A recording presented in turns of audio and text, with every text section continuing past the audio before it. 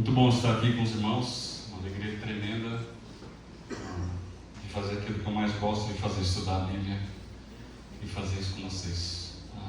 Eu estudei aqui nesse seminário que se reúne nesse local, e daqui eu fui muito abençoado. O pastor Darcy inúmeras vezes falou aqui. Bruno foi um colega querido de seminário e a gente desfrutou de muitas coisas boas. O desejo do meu coração e minha oração tem sido desde o convite para que Deus use esse tempo para desafiar a sua vida, confrontar o seu pecado. Você certamente vai sair daqui com muita coisa para pensar, mas esse é o caminho para você desfrutar da misericórdia do Senhor. Aquele que encobre as suas transgressões jamais prospera, mas aquele que as confessa e deixa alcançará a misericórdia. O segundo carro que eu tive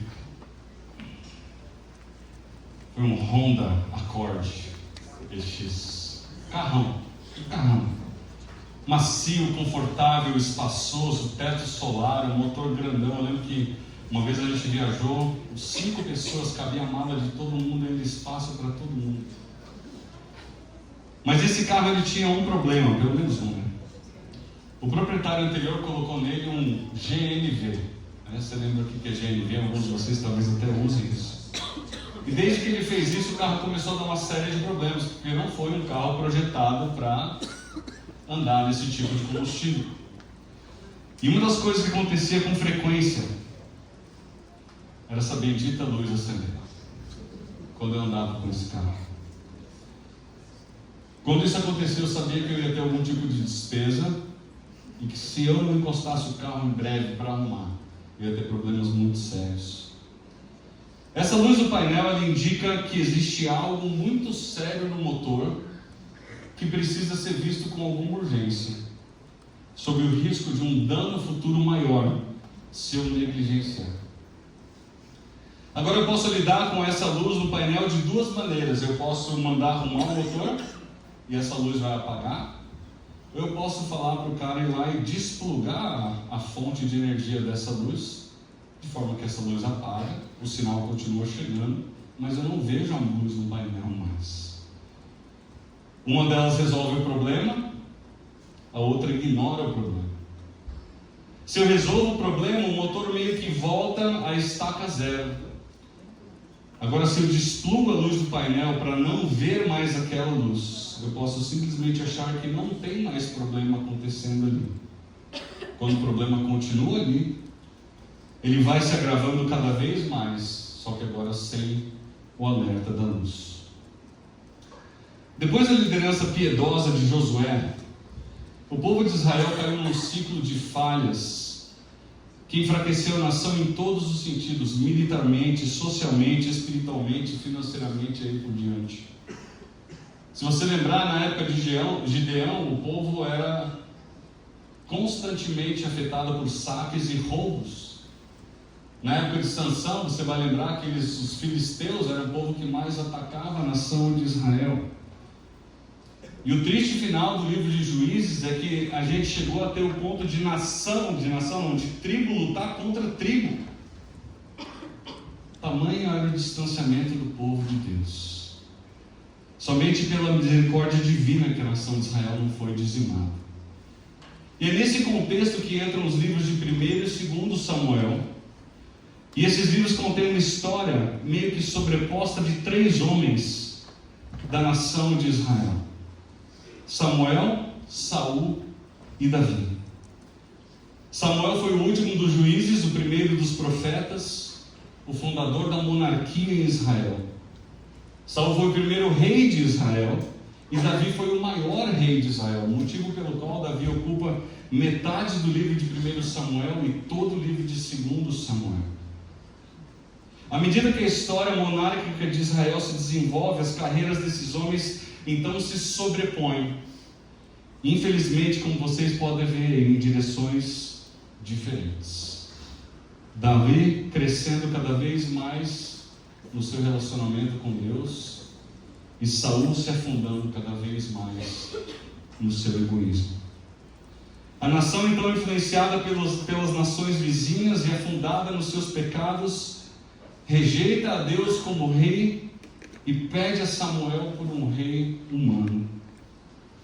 A nação que havia sido escolhida por Deus para ser uma espécie de contracultura, é isso que a nação de Israel foi escolhida por Deus, por isso que ela é chamada de nação santa.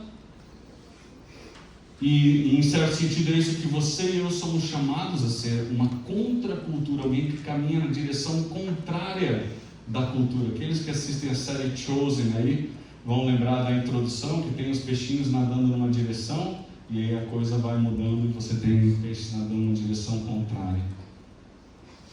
A nação que havia sido escolhida por Deus para ser uma contracultura, quis imitar exatamente aquilo que o mundo tinha. Abra sua Bíblia aí no capítulo 8 de primeiro livro de Samuel. Nesse contexto, os líderes de Israel chegam para o profeta Samuel e fazem o seguinte pedido. Na verdade é uma requisição. Eles dizem assim: tu já estás idoso e teus filhos não andam em teus caminhos. Escolhe agora um rei para que nos lidere à semelhança das outras nações. 1 Samuel capítulo 8, versículo 5. Eles então fornecem 3 motivos para pedir a Samuel por um rei. O primeiro deles, que eles dizem a idade de Samuel. Depois eles dizem que os filhos de Samuel não andam nos caminhos do Senhor. Esses eram homens que viviam em outras cidades, mas a fama ruim deles era tão ruim que já havia chegado, inclusive, onde Samuel morava.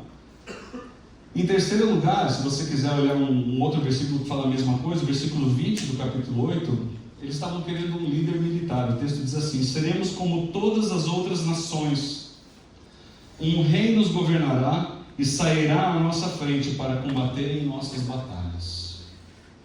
Obviamente a ideia de um rei não era estranha para Samuel, porque Samuel era um profundo conhecedor do Pentateuco, e o Pentateuco ele registra que reis viriam de Abraão, de Isaac e de Jacó. Dá uma olhada comigo ali em Gênesis 17, é a primeira menção que a gente tem de que haveria reis em Israel. O versículo 6 do capítulo 17 de Gênesis, nós temos aí a reiteração da aliança com Abraão, e ali Deus diz no versículo 6: de você procederão reis.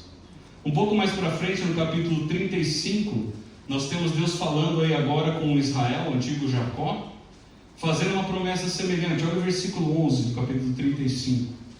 Eu sou o Deus Todo-Poderoso, seja prolífero e multiplique-se. De você procederão uma nação e uma comunidade de nações, e reis estarão entre os seus descendentes. Então ele prometeu para Abraão, prometeu para Jacó. E aqui no final do capítulo de Gênesis, do capítulo 49, Jacó vai abençoar os seus filhos. E no versículo 10 do capítulo 49 de Gênesis, ele diz assim: o cetro não se apartará de Judá, nem o bastão de comando dos seus descendentes, até que venha aquele a quem ele pertence, e a ele as nações obedecerão. Então já havia no Pentateuco essa menção de que reis viriam governar Israel. E você tem ali em Deuteronômio 17, você não precisa abrir, você pode só anotar e você pode ler depois com mais calma. Deus dá uma série de orientação para aqueles que seriam reis em Israel. Isso é uma boa lição para aqueles que dizem que Deus não conhece a história. Isso é péssimo para essas pessoas, porque são passagens que mostram que Deus, desde o começo, sempre tem um plano A. Deus nunca tem um plano B. E o plano A de Deus incluía esse momento em que Samuel seria confrontado com esse pedido pela nação. Mas o pedido dos israelitas revela sérios problemas que virão se manifestar também em Saul. A frase central do pedido deles é essa, volta lá para 1 Samuel 8. Eles dizem: como todas as nações. Essa frase revela muito sobre o coração do povo. O foco do povo era terreno e mundano. As pessoas literalmente deixaram de olhar para o alto e começaram a olhar para as circunstâncias. A motivação do povo era contrária à vontade de Deus. O texto diz assim: seremos como todas as outras nações. Exatamente o contrário do que Deus criou Israel para ser. Um rei nos governará. Depois dessa introdução, então, a escolha é feita, e Saul, da tribo de Benjamim, filho de Quis, é escolhido e ungido rei sobre Israel. Agora a gente está em 1 Samuel 10, eu quero que você abra ali, porque a gente vai ler essa passagem rapidamente. 1 Samuel, capítulo 10. Embora a nação tivesse rejeitado o governo de Deus, preste atenção nisso, Deus em sua misericórdia mostrou claramente que estaria com Saul, mesmo apesar do pedido do povo.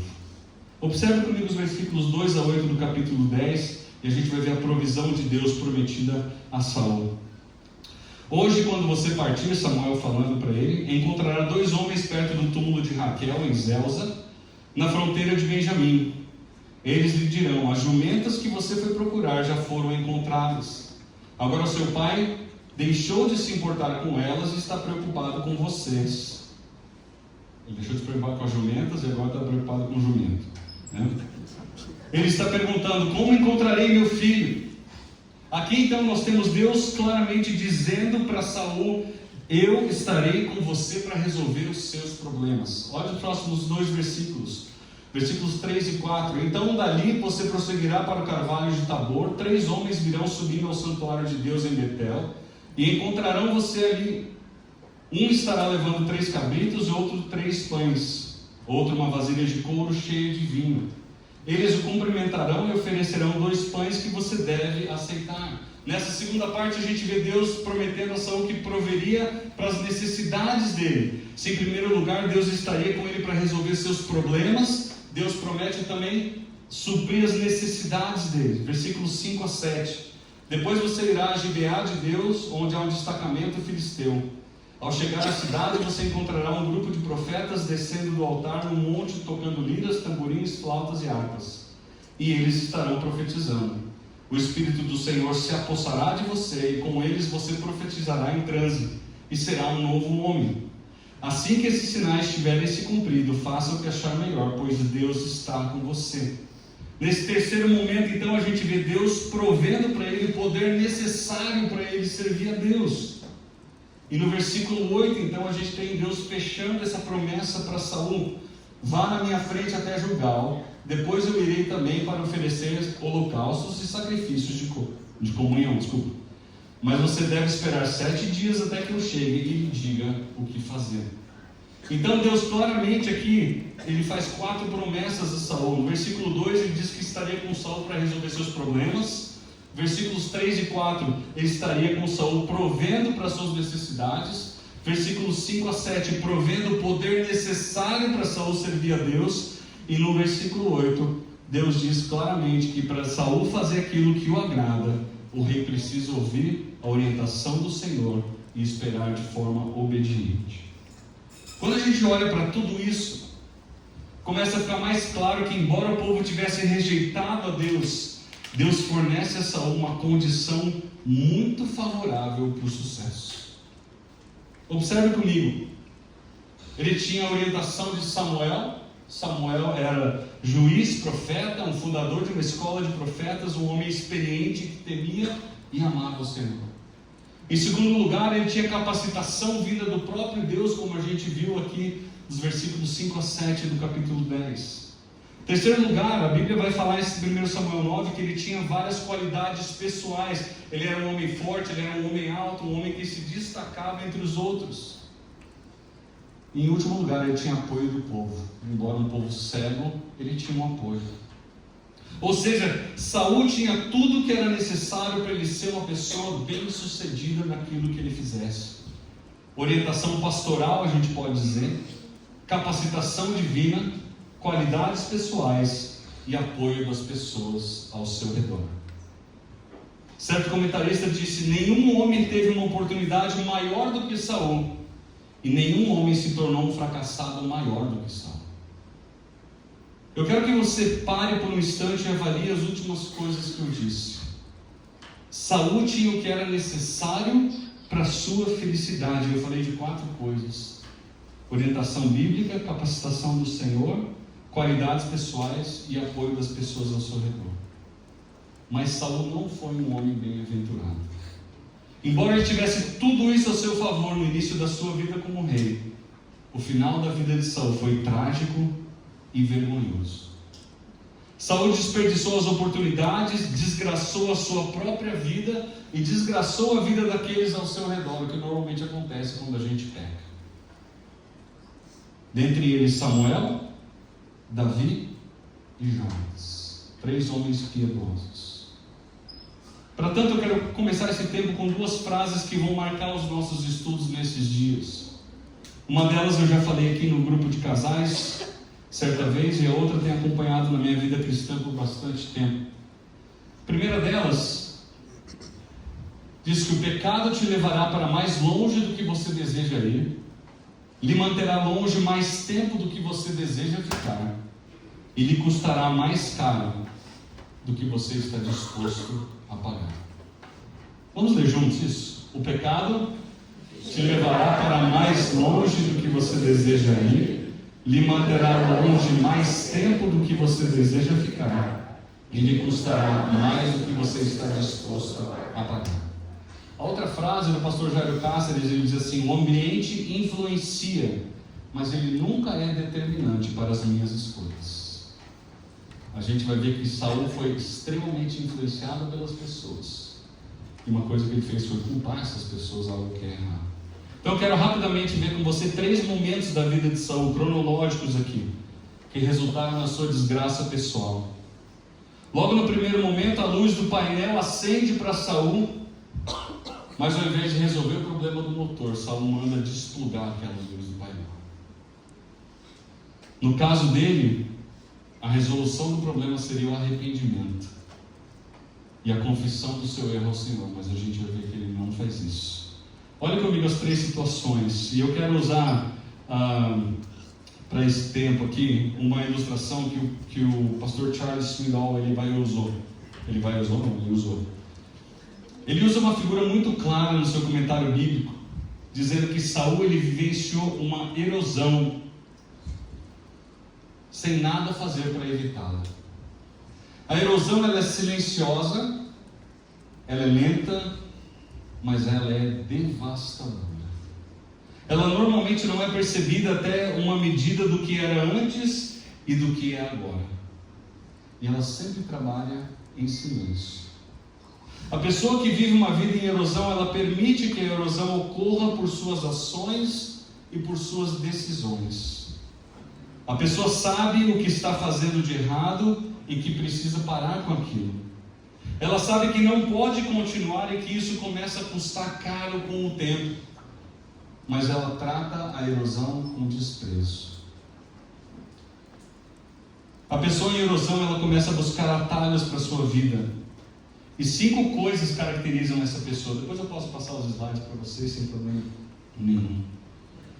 Primeira delas, essa pessoa começa a não levar Deus a sério em muitos aspectos importantes da sua vida.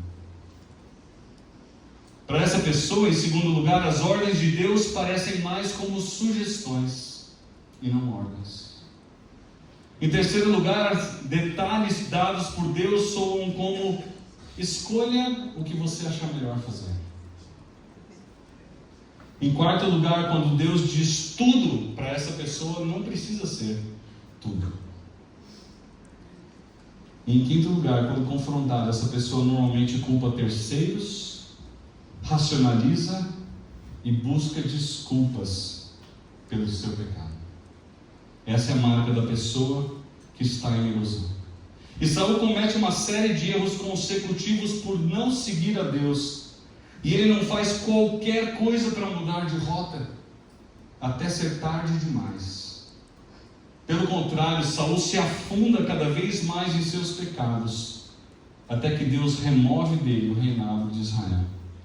Vamos olhar rapidamente para 3 momentos da vida de Saul. Olha o capítulo 13 comigo, do primeiro livro de Samuel.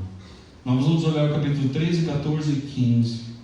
3 eventos específicos que mostram a erosão destruindo a vida de alguém no início, que tem o potencial para viver uma vida de realização no Senhor. Em 1 Samuel 13, Saul havia recebido do Senhor a ordem para esperar por Samuel. Nesse momento de vida, Saul tinha cerca de 30 anos de idade, é o que diz o texto no versículo 1. E ele governou Israel por 42 anos, ou seja, até os seus 72 anos de idade. Nesse momento da história, então, Saul começa a construir o seu exército, e ele tem algumas batalhas pela frente, mas com uma orientação do profeta. Os versículos 8 a 10 nos trazem o primeiro vacilo de Saul, em meio à orientação que ele recebeu do Senhor. Olha comigo os versículos 8 a 10 do capítulo 13. Saul esperou os 7 dias, o prazo estabelecido por Samuel. Mas este não chegou a Gilgal, e os soldados de Saul começaram a se dispersar, a desertar, a abandonar Saul. Então ele ordenou: tragam-me o holocausto e os sacrifícios da comunhão. Saul então ofereceu o holocausto, e quando ele terminou de oferecê-lo, Samuel chegou e Saul foi saudá-lo. Considerando aqui que Samuel era o porta-voz de Deus, Saul falhou em confiar nas palavras do próprio Deus, uma vez que o profeta era esse porta-voz de Deus. Nesse texto nós vemos Saul agindo com base naquilo que ele via. Olha o versículo 8, na segunda parte, diz: os soldados de Saul começaram a se dispersar. Saul viu o exército filisteu aumentando, no versículo 5, a gente não leu, enquanto que o seu exército começa a diminuir. Um medo que todos nós somos passíveis de sentir quando os nossos recursos começam a se esgotar, do nosso ponto de vista humano, pelo menos. E Saul agiu de maneira intempestiva em desobediência à orientação de Deus, oferecendo um sacrifício, ali no versículo 9. E o versículo 10, ele dá pena de ler, embora seja cômico. O texto diz assim: mal acabara ele de oferecer o holocausto, eis que chega Samuel. Eu fico tentando imaginar a cena, não sei se Samuel estava escondido atrás de algum arbusto ali, só esperando ele fazer besteira. E aí, quando ele acabou de fazer besteira, Samuel aparece. Imediatamente, então, depois dessa besteira, Samuel chega.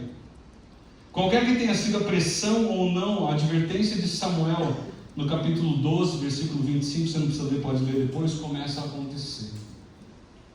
Obviamente, como deve ser, Samuel pergunta a Saul, olha o versículo 11, a primeira parte: o que você fez? Perceba aqui algo que é chave em qualquer confrontação, e essa é uma lição muito importante para nós. Samuel fez com que Saul verbalizasse o seu coração.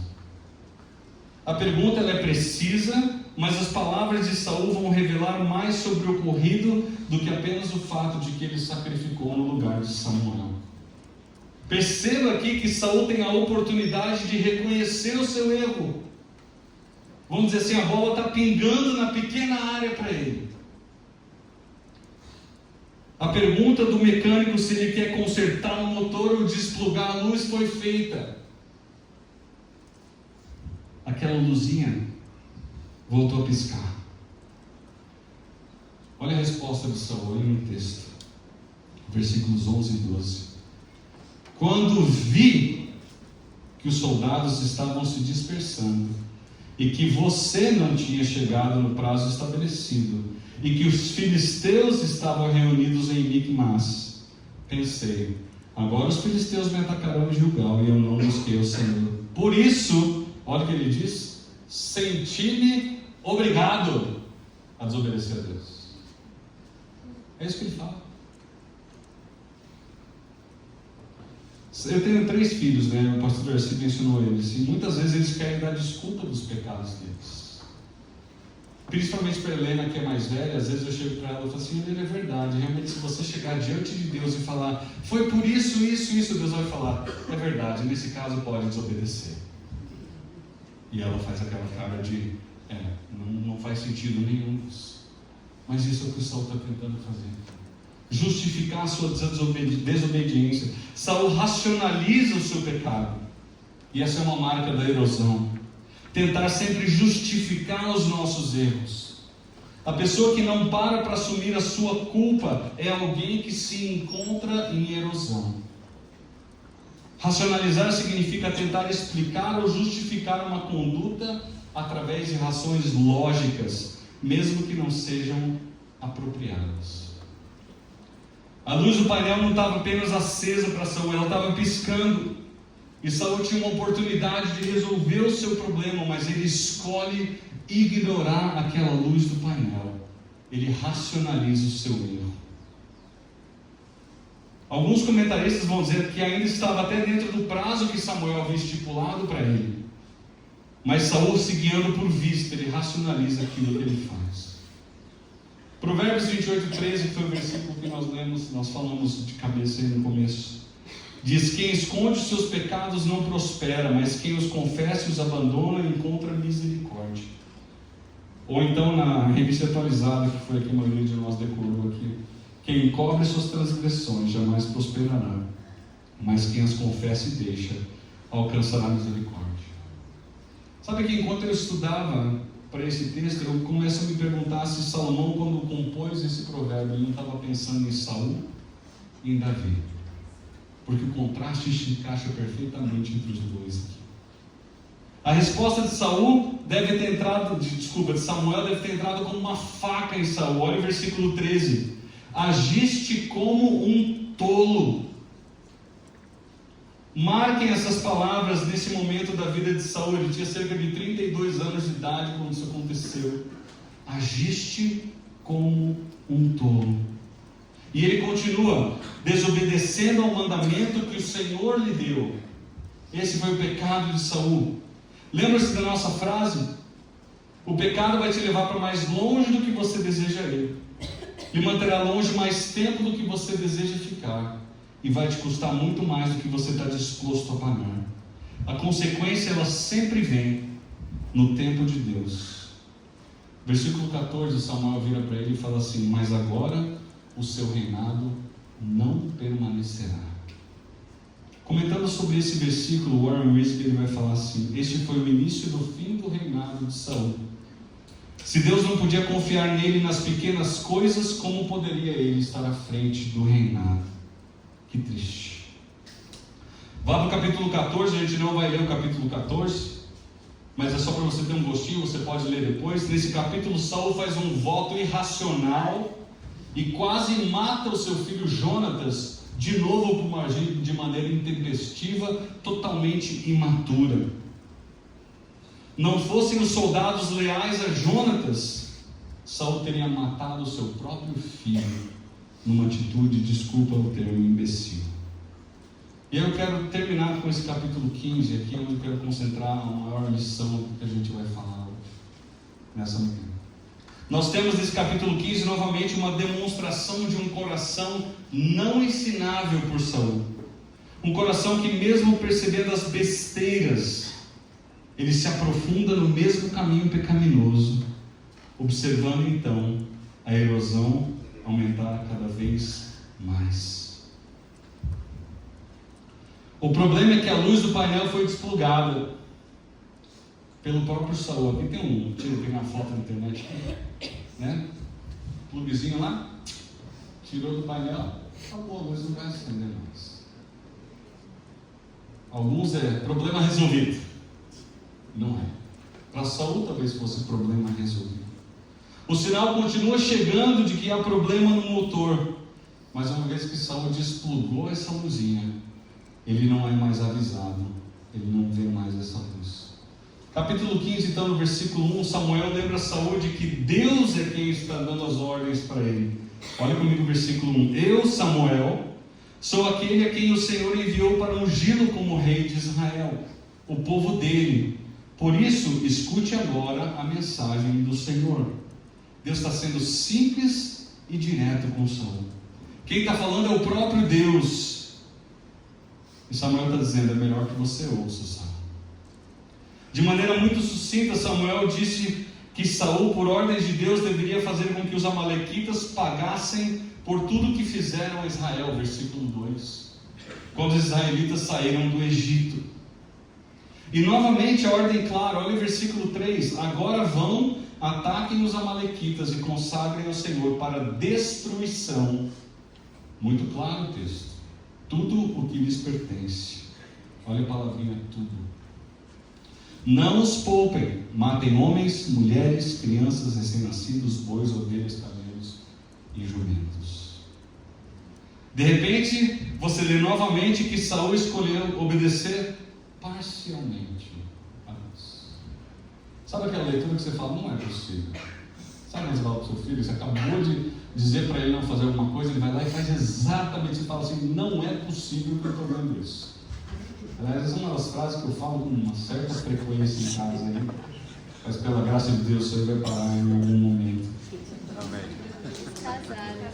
Mas Saul obedece parcialmente a Deus, considerando que os detalhes daquilo que Deus ordenou não eram coisas importantes. Olha o versículo 8, o texto vai dizer que Saul capturou vivo o rei, ele e o exército, versículo 9. Eles pouparam Agag, o melhor do rebanho amalequita e tudo o que era bom. A pessoa em erosão, ela não atenta para os detalhes da obediência a Deus. Para essa pessoa, os detalhes parecem meras sugestões. Então você olha para o texto, continua lendo o texto, e você vê o rei dos amalequitas andando livremente entre os israelitas. E aí Deus novamente fala a Samuel que Saul não continuará reinando, versículo 11, porque Saul me abandonou e não seguiu as minhas instruções. Triste, então, o pastor Samuel ficou irado e com razão. E o texto vai dizer no final do versículo 11 que ele clamou ao Senhor aquela noite inteira. Samuel continuou orando por Saul, mesmo Saul tendo tomado aquela decisão estúpida.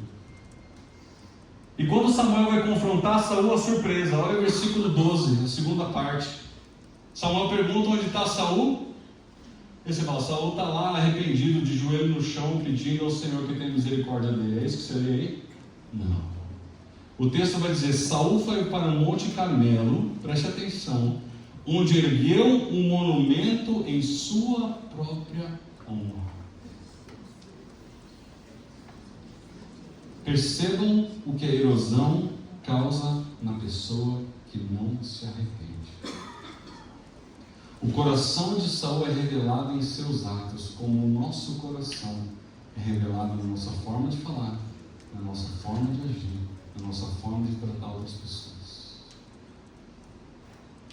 Saul imitou outros reis humanos, do jeitinho que o povo queria e pediu para Samuel. Até porque aparentemente ninguém no povo questionou Saul. Isso me intriga quando eu leio esse texto. Será que ninguém chegou para ele e falou assim, não Saul, isso não? Mas como Saul era uma pessoa intempestiva, eu tenho certeza que eles tinham medo de falar isso para Saul. Tarefa do pastor, muitas vezes tem que enfrentar um medo de confrontar a sua ovelha, por causa das reações que ela pode ter. Será que apenas Samuel tinha coragem de confrontar Saul? Pensando na nossa realidade, a confrontação ela não é de exclusividade do pastor, e talvez isso seja novidade para você que está aqui. A confrontação é algo que Deus ordena a todo o corpo de Cristo. Gálatas capítulo 6, versículo 1 fala sobre isso. E quando você e eu vemos um erro, a Bíblia diz lá em Efésios 4,15 que você e eu devemos falar a verdade em amor para o nosso próximo. Eu tenho que chegar para o meu irmão que eu estou vendo em erro e falar assim, meu irmão, você não está caminhando uma rota que é segura. E Deus está me mandando para falar isso para você. Nos versículos 13 a 15, de volta aí a Samuel. Isso é impressionante. Só piora, cara. Esse cara tem o dom realmente, né? Saul age como se nada de errado tivesse acontecido, com a cara lavada típica da pessoa em erosão, que ignora as oportunidades de Deus para o arrependimento. Saul vai desviar o foco do que ocorreu e culpa terceiros pelos seus erros. Outra característica dessa pessoa em erosão. Além dela racionalizar, ela culpa os outros. Olha o versículo 13. Saul vira para Samuel e fala, segui as instruções do Senhor. Você lê, você fala assim, você está de piada comigo. Não é possível que esse cara realmente tenha essa coragem de falar isso, mesmo. Samuel vira para ele e fala assim, então que som é esse que eu estou ouvindo? Os balidos e os mugidos. E aí Saul vai dizer, sabe como é que é, né, Samuel? Os soldados pouparam o que era melhor, mas nós destruímos o restante. Se você olhar o texto, você vai ver que quando ele fala do erro, ele usa a terceira pessoa do singular, do plural, eles. E quando ele vai falar dos acertos, ele vai usar a primeira pessoa do plural, nós. Isso ocorreu, queridos, mais ou menos no metade do reinado de Saul. Cerca de 15 anos tinham se passado e Saul se distanciava cada vez mais de Deus. E o texto vai dizer que Saul tenta argumentar com Samuel, até que no versículo 16 Samuel fala: cala a boca. É o que está aí no seu texto, pode olhar na sua Bíblia aí. Deixa eu estar inventando. Fique quieto. Chega. Isso fala para o seu filho muitas vezes, né? Eu falo. Chega. E Samuel continua, versículos 22 e 23. Acaso tem o Senhor tanto prazer em holocaustos e em sacrifícios, quanto em que se obedeça a sua palavra? A obediência é melhor do que o sacrifício, a submissão melhor do que a gordura de carneiros. Pois a rebeldia é como o pecado de feitiçaria, e a arrogância como o mal da idolatria. Assim como você rejeitou a palavra de Deus, ele o rejeitou como rei. Repare que Samuel vai nomear 5 pecados claros de Saul nessa frase aqui: desobediência, insubmissão, rebeldia, arrogância e a rejeição à palavra de Deus. Outros textos que revelam a mesma coisa, a gente não vai ler, mas você pode tirar uma foto e ler com calma aí. Desses todos aí, eu acho que Isaías capítulo 1 é o meu favorito, quando vai falar sobre esse assunto. Pessoas que tentam racionalizar, e Deus fala: chega, não quero mais os seus cultos. O comentarista Brian Bell vai dizer o seguinte, gostei dessa citação dele, vai dizer assim: o Senhor deseja obediência viva, vinda do coração, e não animais mortos no altar. O que Samuel estava dizendo era que a condição do coração determina o valor do sacrifício. A sequência do texto no capítulo 15 mostra Saul implorando até que Samuel oferece sacrifícios ao Senhor e vai embora. E aqui a nota triste. O texto vai dizer que essa foi a última vez que Saul viu a Samuel. E Deus ainda permitiu que Saul reinasse por 25 anos de maneira protocolar, enquanto preparava o homem segundo o coração dele para assumir o reinado de Israel. Mas aqui eu gostaria de terminar com a morte de Saul e com seus dizeres finais. Embora Saul tenha morrido no registro bíblico em 1 Samuel 31, no capítulo 26 de 1 Samuel, a gente tem uma cena que retrata a melhor fala de Saul acerca da sua própria vida. Davi tem uma nova oportunidade de matar Saul, e ele não o faz. O texto diz inclusive que ele teve um ataque cardíaco depois que ele fez isso. Tamanho era o respeito que ele tinha pela lei de Deus, que dizia que você não podia tocar no ungido do Senhor. E quando Saul percebe o caráter de Davi, num raro lampejo de sabedoria, Saul diz algo que poderia muito bem ter sido os dizeres da lápide do túmulo dele. No versículo 21, lemos Saul dizendo: tenho agido como um tolo. Esse é o resumo perfeito da vida de Saul. Um tolo, do começo ao fim. E aqui entra a parte prática do nosso tempo. Saul teve muitos anos para mudar. Ele teve pelo menos 30 anos para mudar. Dentre os quais, pelo menos 15 anos, os primeiros 15 anos, ao lado de Samuel, um homem temente e que amava ao Senhor e que queria o melhor de Saul, que certamente era uma baita influência espiritual para Saul. Preste atenção nisso, mas Saul ignorou a gigante provisão de Deus para a sua felicidade verdadeira, que é o distanciamento do pecado. E ele quis fazer as coisas do seu próprio jeito. Saul ignorou os mandamentos do Senhor, reduzindo-os a meras sugestões.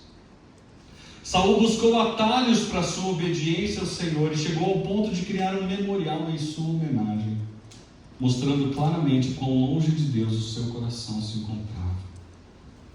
E não apenas isso, a sua vida se caracterizava por uma racionalização dos seus pecados e da terceirização da sua culpa. Essas são as marcas da pessoa infeliz que não dá ouvidos ao Senhor ao longo da sua vida.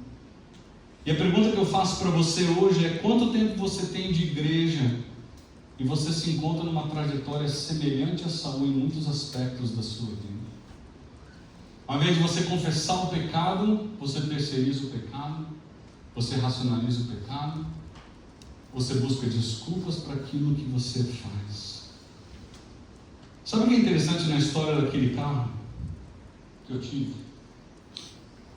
Os problemas continuaram com o motor, a luz continuou acendendo, até que uma pessoa foi finalmente capaz de resolver o problema do carro, que era, adivinha?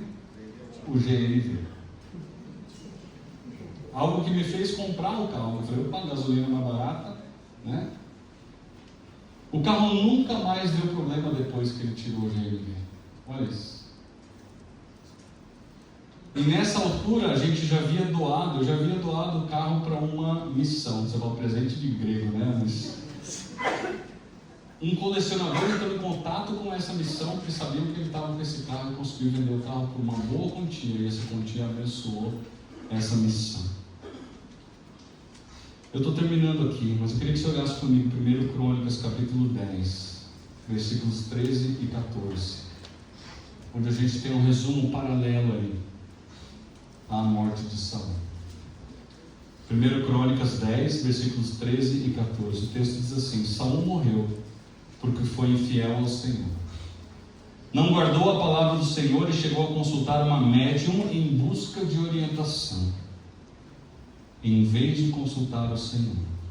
Por isso, o Senhor o entregou à morte e deu o reino a Davi, filho de Jessé. Queridos, a luz do painel, ela pode ser a palavra de Deus, ela pode ser o seu cônjuge, ela pode ser seu irmão em Cristo, ela pode ser o seu pastor. É tempo de você e eu olharmos atentamente para a luz do painel. É bem provável que você e eu tenhamos a tendência de olhar simplesmente para o ponteiro da velocidade, que é isso que importa, e muitas vezes a gente esquece de olhar para essa luz do painel. Desobediência, insubmissão, rebeldia, arrogância, rejeição da palavra de Deus. Esses foram os pecados claros em Saul. Saul preferiu racionalizar e terceirizar o seu pecado ao invés de confessar. Isso lhe custou caro. Provérbios 28:13 vai dizer: quem esconde os seus pecados não prospera, mas quem os confessa e os abandona encontra misericórdia. Versículo 21 de novo daquela passagem, nós lemos Saul dizendo: eu tenho agido como um tolo. Esse é o resumo perfeito da vida de Saul. E a minha pergunta para você é: qual tem sido o resumo da sua vida? Talvez você esteja há muito tempo na igreja e você cultive os mesmos pecados até hoje que você cultivou desde a sua adolescência. Apesar dos inúmeros alertas que você já ouviu, e você nada fez para mudá-los.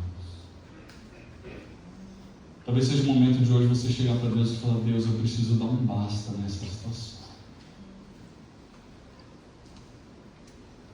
Baixe sua cabeça, feche seus olhos.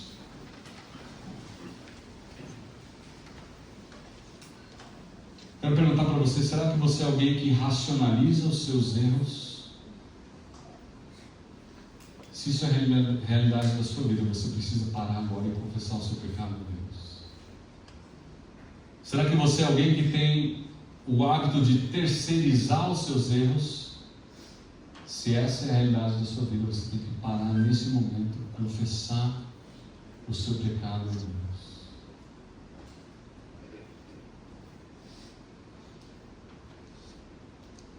O relato da vida de Saul está na Bíblia para a gente aprender acerca do perigo de nós ignorarmos os alertas de Deus e de quão caro custa a nossa desobediência ao Senhor, o nosso pecado. Pense mais uma vez nessa frase: o pecado vai te levar para mais longe do que você deseja ir.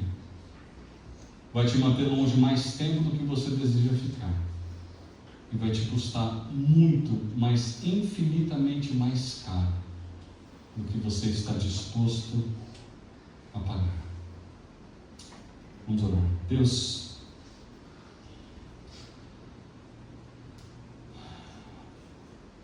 nós estamos diante do Senhor. E quantas vezes, Deus, nós olhamos para o nosso coração impuro e nós temos a coragem pecaminosa de achar que nós estamos bem, de que a nossa meia obediência ao Senhor é suficiente, de que não tem problema eu pegar um atalho aqui e um atalho ali para te obedecer. Deus, muitas vezes nós temos agido como um tolo. E certamente, Deus, nós já machucamos os nossos parentes, os nossos amigos e as pessoas ao nosso redor por causa dessa conduta. Mas nós queremos, Deus, fazer um pedido ao Senhor. Um pedido de perdão. Queremos confessar a Ti o nosso pecado, Deus, dizendo que nós não podemos continuar nessa rota. E o nosso pedido, Deus, é que o Senhor use os irmãos, os cônjuges, na realidade, daqueles que são casados, os pais daqueles que ainda não saíram de casa, os pastores da nossa igreja. Usa, Deus, cada uma dessas pessoas para acender o painel quando a nossa conduta pecaminosa fica evidente. E que nós, Deus, tenhamos a coragem de tratar o problema, ao invés de querer desplugar essa luz. Caminha conosco, Deus, nós precisamos de Ti. Em nome de Jesus. Amém. Obrigado, pastor Henrico. Que bênção poder ouvir a palavra de Deus pregada pelo pastor Henrico e ver a história de Saul. Como começar bem e terminar muito mal, não é? Que a palavra de Deus fique